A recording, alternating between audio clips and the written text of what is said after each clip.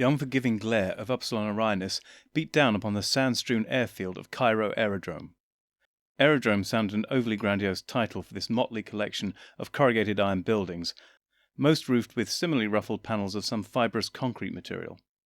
Only the mooring towers for visiting airships shared the same design as those seen on Albia, Germania, or Hungaria. These had been donated by the Albian Empire, a far from selfless act as it turned out. Although Cairo had its own independent government, it was still heavily reliant on support from the empire of which it had so recently been a part. This support came both in fiscal and military aid. Cairo may have appeared to have mastered standing on its own 2 feet, but only in the same way a puppet might. As it was, the docking towers hardly lent much additional glamour to the spaceport, given they were simply constructed from scaffolding, lending them a very temporary or ad hoc appearance. The A-36 airship was now attached to one of these elevated lift shafts, and many native workers could be seen hurrying to and fro, loading and unloading luggage, cargo, and supplies. Among this movement of material were disembarking and embarking passengers. In spite of the fact that there were no easily discernible physical differences between the native Cairoans and the predominantly Albion passengers and aircrew, it was clear that the former were treated with some disdain by the latter, at least by a significant proportion of the Albions present. As mentioned, the Cairoans shared the same alabaster-white glowing skin as the Albions. They had the same full-lipped mouths, tiny noses, and ridiculously full eyes as their imperial kin. The only way an outsider, the Doctor and Romana included, could tell them apart was through their dress and their speech. The everyday clothes of the average Cairoan were eminently practical given the sweltering daytime conditions over much of their planet. They wore long flowing robes of lightweight cloth, predominantly dyed beige, tan, brown, black, or occasionally bleached white. Their loose fit, including voluminous sleeves, allowed plenty of airflow around their bodies, aiding cooling while simultaneously blocking much of their star's radiation from striking their skin directly. While some on Albia, Hungaria, and the rest of the outer planets wore hats of varying designs, either due to their occupations, their traditions, or simply as fashion statements, on Cairo things were of a different order. Every Cairoan wore carefully wrapped turbans or headscarves which completely covered and protected their leaf-like fronds which sprouted from central ridges on their heads. This headgear was only removed once indoors, and their fronds were never altered to appear more hair-like, as was the prevailing fashion on the outer planets. The second notable difference in Cairoan culture from that of Albia and other planets so far visited by the Time Lords was their language, though perhaps it might be fairer to say languages. Obviously, as the planet of the discovery of the Encyclopaedia Britannica over 3,000 years ago, the entire planet spoke English. However, there was an obvious local accent which derived in part from their familiarity with their other language, that being modern Cairoan. Modern Cairoan was of equal import and significance to anyone born of that world, and had itself evolved from ancient Cairoan, the language of the earliest settlers of the entire Upsilon Orionis system. Cairo was an ancient and knowledgeable culture, worthy of the respect of all, even if some forgot this. The party from the Albion Imperial Museum stood on the dusty landing strip, watching the native workers with expressions ranging from fascination through disinterest to barely concealed disdain, as the workers busied themselves with delivering the last of the luggage. The Doctor and Romana, much to the surprise of their Albion companions, had not adjusted their outfits in the slightest to match their sun-scorched new locale. Even Lou Halberd, usually never without her leather layers in public, had actually taken off her long polished coat and had it draped over one arm. Similarly, Nathan Ivon, P.I., had removed his trench coat and held it in a similar fashion. Neither the Professor nor the detective had removed their headgear, doubtless because Nathan's fedora and even Lou's flying helmet offered some shade from the relentless rays of Upsilon Orionis. Indeed, their final companion, Timmy Cowley, while less encumbered than the other two, being already only in a loose white button-up shirt and linen slacks, had forgotten to wear a hat. From the way he flapped at himself with a folded handkerchief, it looked as though he was suffering for his oversight. The attention of all were caught by a droning, spluttering vehicle, obviously heading in their direction from the main airport buildings. It was a truck, and a far from new one at that. It appeared to be at least 10 years old, and more than likely it had seen service in the last Great War. It was becoming increasingly clear that much of the technology on Cairo were cast-offs and hand-me-downs, at least when not directly owned by a company of one of the system's great powers, Albia and the like. The truck rumbled to a stop in front of them, the driver switching off the engine, which idled on for a few more uneven revolutions before finally becoming silent. The driver appeared to be the only occupant. He opened the door, clambered out of the cab, and stood before the party, waving awkwardly. He was dressed in a loose cream shirt, not dissimilar to those of most of the Albion Imperial Museum party. The rest of his outfit did depart a little from that pattern. His slacks billowed outwards from the waist to become skin-tight just above the knee. From here they disappeared into black leather riding boots just below the knees. His outfit was capped off with a beige pith helmet, giving him the impression of being some gangly exotic mushroom. He was the perfect fusion of Albion imperialism run riot combined with office-bound nerd. "Hello, Professor Halbert, and party. Glad you got here safely," came his somewhat halting nasal greeting. Lou stepped forward and shook his hand. Percival Lambton. Good to see a familiar face. I hope acting as in-house liaison for us at the Abydos Museum of Antiquities isn't too dull for you. As for our safe arrival, unfortunately we lost one, but the rest of us are more or less whole. Percival looked thrown and even more socially awkward, having been subjected to Lou's unvarnished assessment of their party's condition. The doctor took this pause as an opportunity to step in. "Good day to you, Professor Lambton?" he said questioningly. "Just Doctor." Percival responded with a brief shy smile. "I haven't reached those lofty heights yet, not like my good colleague Lou." The doctor gave his best impression of a warm smile.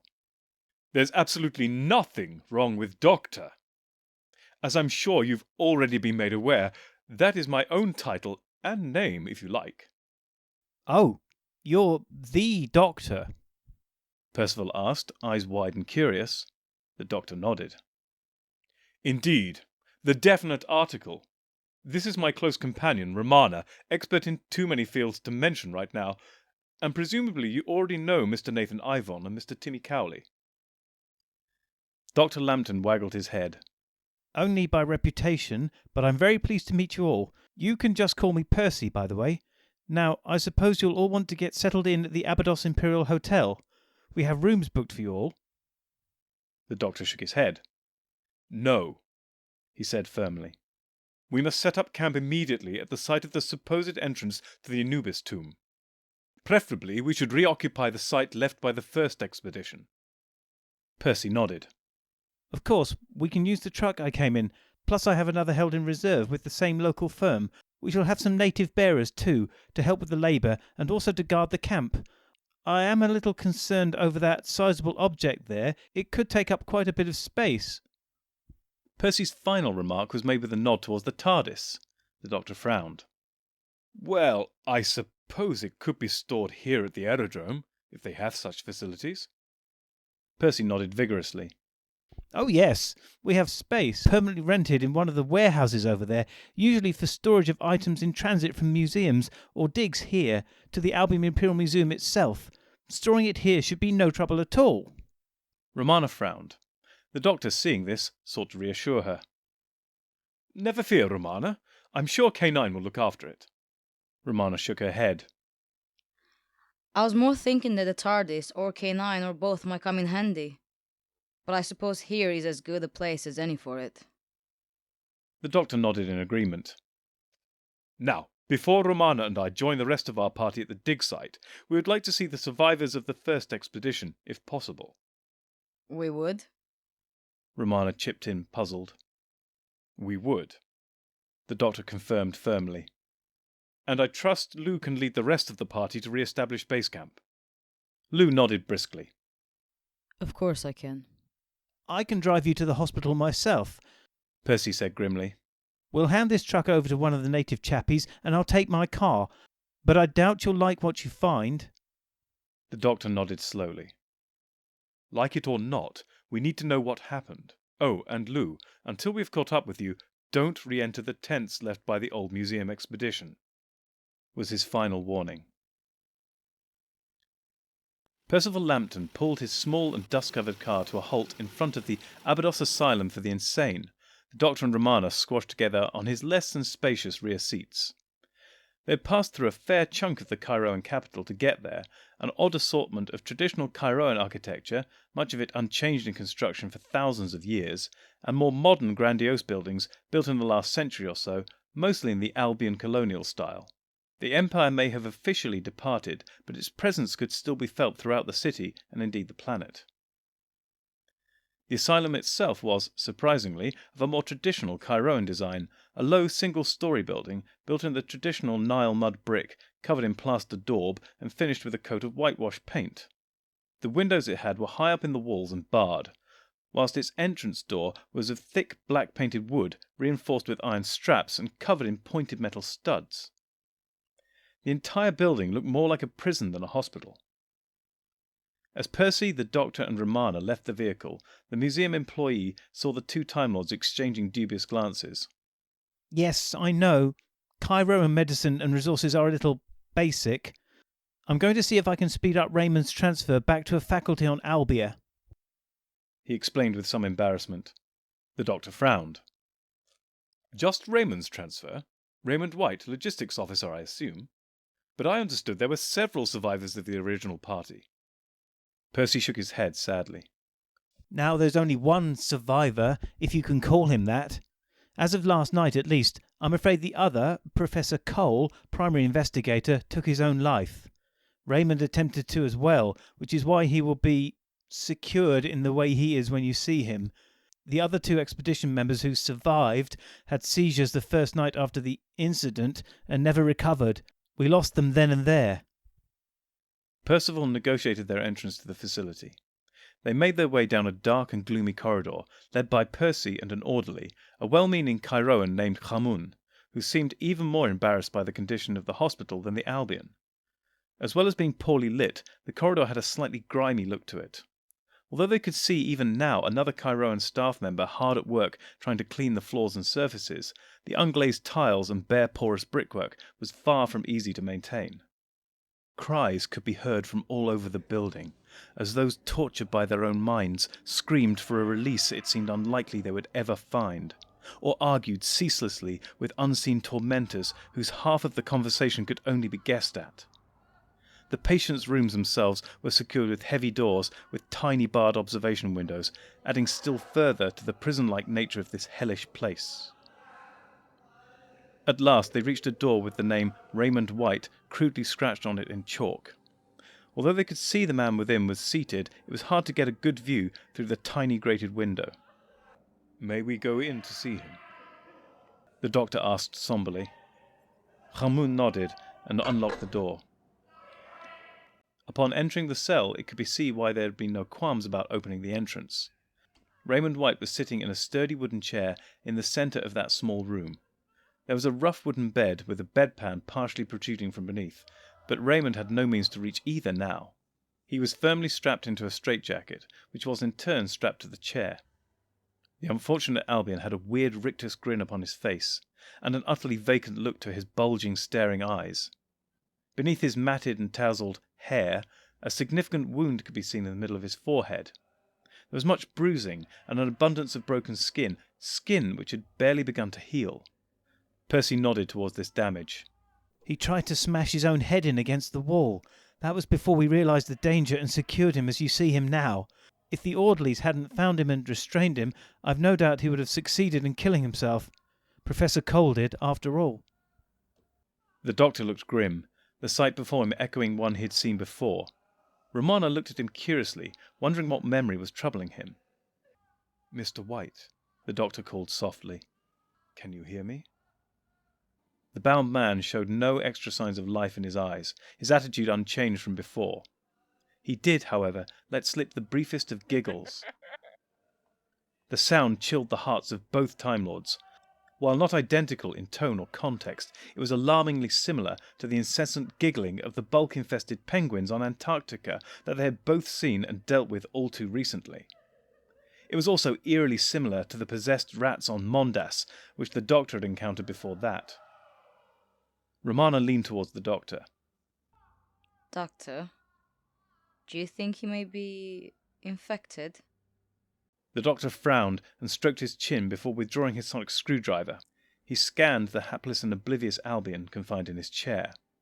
After several seconds of audible probing, the doctor ceased and studied the results.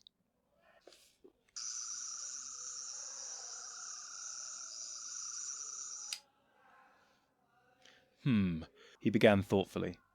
The unfortunate logistics officer does at least seem free of active contamination by bulk creatures. However, there are signs he has been exposed to the bulk itself in the recent past. I have little doubt this is how he lost his mind. The giggling is probably just a memory of things he encountered there. Romana shook her head sadly. How horrible. Where do you think he was exposed to the bulk? I'm not sure. It is worrying, though. The only direct contact we've seen so far with that 11-dimensional realm has been in space, via the rifts, those clams of death. If he has been exposed on the surface of Cairo, things may be far worse than we imagined.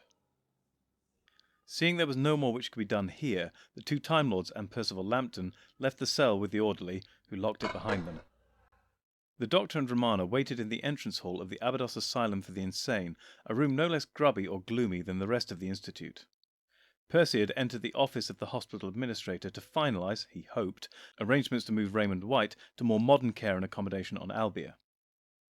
Something had clearly been troubling Romana. Now they were alone, she felt free to voice her concerns. Doctor, I know there are bigger fish to fry, but shouldn't we be doing more to fix things here? The doctor frowned and looked a little puzzled. By bigger fish, I assume you mean preventing the complete collapse and destruction of this star system, or possibly the entire universe, if some higher-order bulk entity is invited into it. But what more would you like? Romana shook her head a little impatiently. Yes, that was the fish I was referring to. What I meant was the inequities in this system's wider society. One planet preying upon another, the empire building, the worst, the subjugation, no matter how subtly effective, of whole planets such as Cairo here. Shouldn't we do something about that?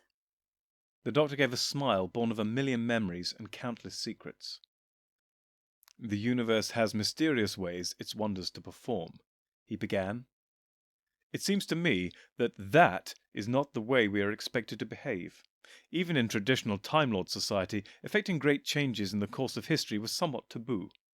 And even in my own personal history, it would appear the universe has peculiar plans for my talents. Romana frowned. You're talking almost as if the universe is sentient. You're not descending into theism now, are you? The doctor chuckled, spreading his hands wide. Oh, no. Perish the thought. But you cannot deny that you and I, and all sentient beings in the universe, are thinking and communicating. Almost as if we are the brain cells of the universe. Perhaps there is a measure of sentience in the interconnectedness of all things. Who can say? Romana thought about this, mulling over the ideas and their implications. The doctor used this pause to continue. As I said, the universe seems to place me, or indeed us, in situations of extremes of scale. Yes, we have saved the entire universe on more than one occasion. At other times we may simply be rescuing little Jimmy who's fallen down a well. But rarely, if ever, do we effect large-scale re-engineering of societies, at least not obviously. Do you know, I once met the Emperor Nero. Famously mad, burnt Rome to the ground and caused the deaths of hundreds, if not thousands. Presided over one of the cruelest and most unequal empires in history, bread and circuses and all that. Do you know what I did? Romana shook her head. I did not. What did you do? The doctor gave a wry smile. I pretended to play the liar for him. Romana looked aghast. And what exactly did that achieve? The doctor shrugged. Well, it put him off killing me and my companions for a while, I expect. But in itself, maybe nothing at all.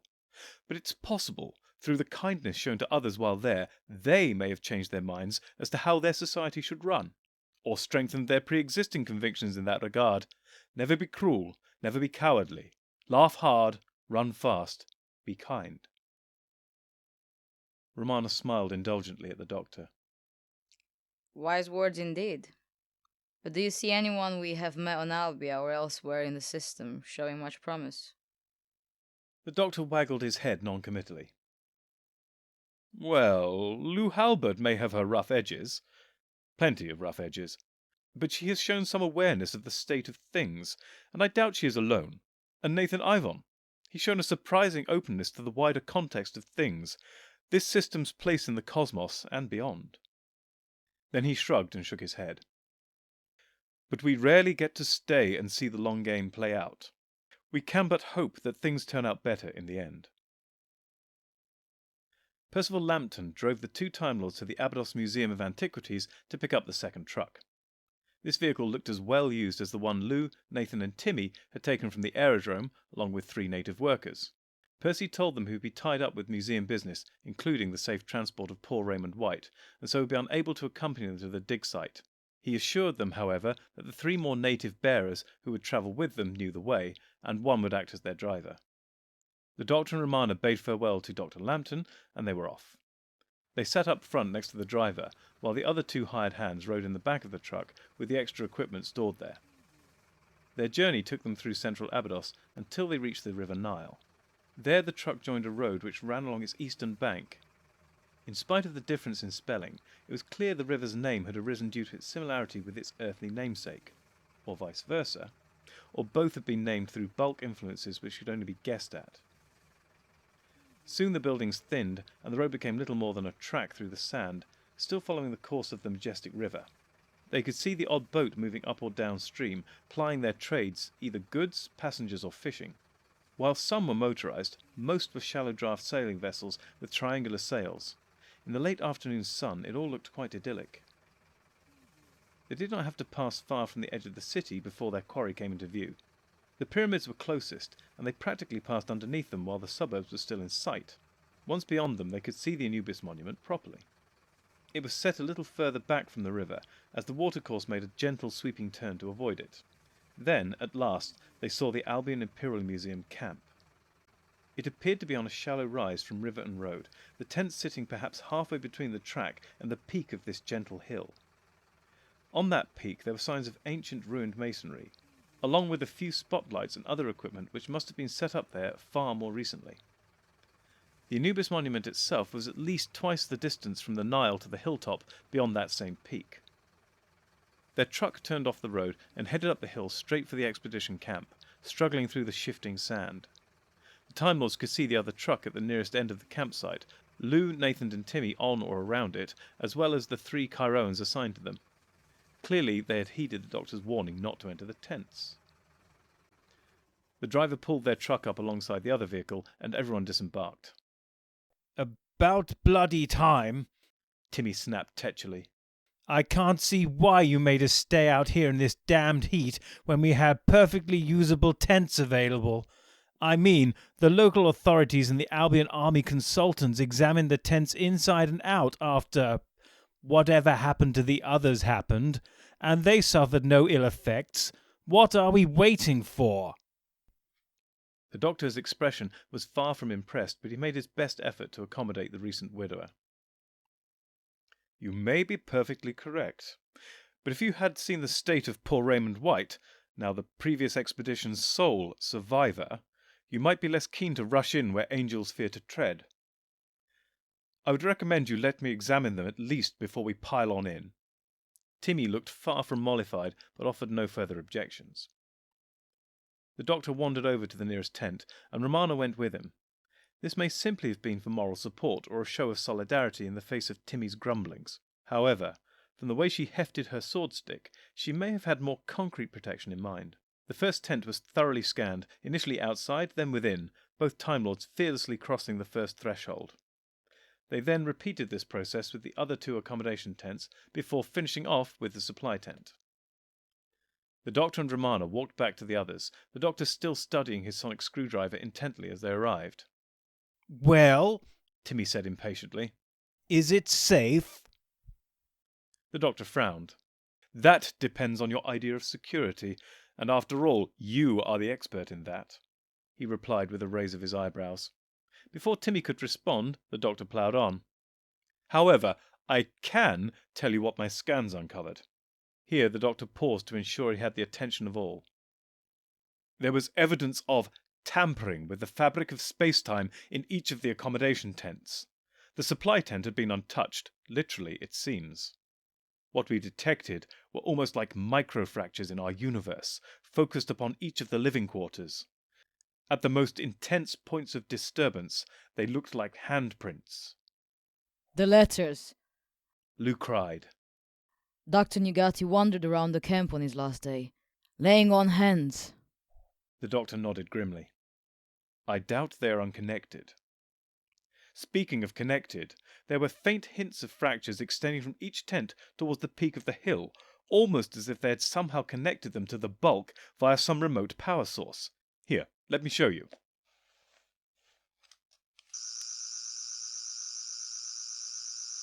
With that, the doctor made an adjustment to his sonic screwdriver, then held it aloft. He then issued a continuous signal from it. Instantly, faint glowing green traces could be seen, in spite of the late afternoon sunlight. On the tents themselves, they looked almost like fractures of damaged car windscreens. Only at the centre of each radiating spray of cracks was the ominous green silhouette of a hand. From these handprints arced strange fragmentary trails, looking almost like thin lightning bolts captured by some fast exposure photography. These lines were now incomplete, as time must have begun to erase them. Nevertheless, it was clear all the partial trails led from the tents to join at the jumbled masonry on the peak of the hill. Tell me, the doctor continued, is the suspected Anubis tomb entrance up there by any chance? As the doctor said this, he lowered his hand and switched off the screwdriver, while nodding towards the ancient remains and floodlights overlooking the camp. Lou nodded her confirmation. The doctor's head dipped knowingly. Then it is as I suspected. Somehow he is already drawing upon a connection to the bulk in the Anubis tomb, even if he has not yet physically gained access to that place. We must move quickly to stop him before he does. In spite of the gravity of the doctor's words, Timmy was not ready to release all command to this bizarre alien. First, we need to unload the trucks. He demanded imperiously. And we need to store anything we're not carrying into the tomb in our newly sanctified accommodation. He continued. And finally, we need to decide what we do actually need to take with us. In spite of the doctor's impatience to enter the excavations immediately, he could sense some sympathy in the others towards Timmy's points. Reluctantly, he was forced to concede that the security expert might have some valid views after all. Timmy started ordering the Chiroan helpers around as if born to the task. The doctor and Romana made their way towards an unclaimed tent to wait out the conclusion of this busy work. The last thing they noticed before entering their tent was a large and cumbersome portable telecom unit being manhandled into the supply tent. Some arms had clearly been twisted such that the Chiroan military had happily supplied it, although it was probably fairer to say the Albion military had commandeered it. They entered the tent just as the sun touched the horizon. Evening was upon them. The two Time Lords realized they did not really have anything to store, and after switching on a couple of lamps and spending a few seconds deciding whose camp bed was whose, had very little to do. This was probably why the doctor was so easily distracted by a conversation from outside. Timmy was shouting at a couple of the native workers to gather driftwood from down by the river in order to build a fire. The doctor reopened the tent flap and shouted out to him. Why on Cairo do you want a fire? All you've done all day is complain about the heat. Timmy frowned at the doctor in annoyance. Because the temperature drops like a stone on Cairo once the sun is down. It's a desert thing. Looking at how you two are dressed, I can see the heat doesn't bother you, and perhaps the cold doesn't either. But some of us prefer not to freeze overnight. The doctor inclined his head, conceding his point, then retreated into the tent once more. The doctor and Romana had been sitting on one of the beds studying some of the photographs and documents Sir Arthur Buchan, curator in charge of expeditions at the Albion Imperial Museum, had given them. These were chiefly regarding the Anubis tomb, the sarcophagi they had previously encountered, and numerous other facets of ancient Chiroan civilization. Their largely silent contemplation and reflection was disrupted by a blood-curdling scream. This was immediately followed by confused shouting and terrified yells. The Doctor and Romana hared out of the tent, only to skid to a halt in front of it, paralysed for a moment by the horror before them. About 8 yards in front of their tent, indeed roughly at the centre of all the canvas shelters, was a roaring fire of quite lengthy driftwood logs piled very carefully in a conical arrangement. Timmy stood about 5 yards from the blaze, whose construction was clearly of his exacting design. Yet he was not admiring his handiwork. Nor were Lou or Nathan, who stood with him. All were staring down the slope towards the river Nile. Between the nearest bank and the parked trucks was a scene of such confusion and impossibility that it boggled the minds of all who saw it. Marching up the hill from the water's edge were 3 huge creatures of terrifying aspect. Each must have been 12 feet long from the tips of their outstretched claws to their stubby fan-like tails. They were raised 5 feet off the ground by 8 jointed legs, thinner matches to the more muscular arms they held before them or aloft. Their entire bodies, appendages included, were covered in thick armour. The head creature held one of the native bearers in one claw, gripping him across his abdomen, the other hired help fleeing before it up the hill. The unfortunate captured Chiroan screamed once more before dropping to the floor. He had been severed in 2 by the beast's pincer. Lobsters! Romana cried in horror and disbelief. The Doctor nodded grimly. So it would appear. I had no idea they grew to such size on Cairo, or were so comfortable on land. Lou turned to face the Doctor, horrified but still in possession of her wits. They don't. And aren't. She clarified desperately. The 3 giant amphibious lobsters continued to close on the Time Lords and their companions, clacking their claws menacingly with every step.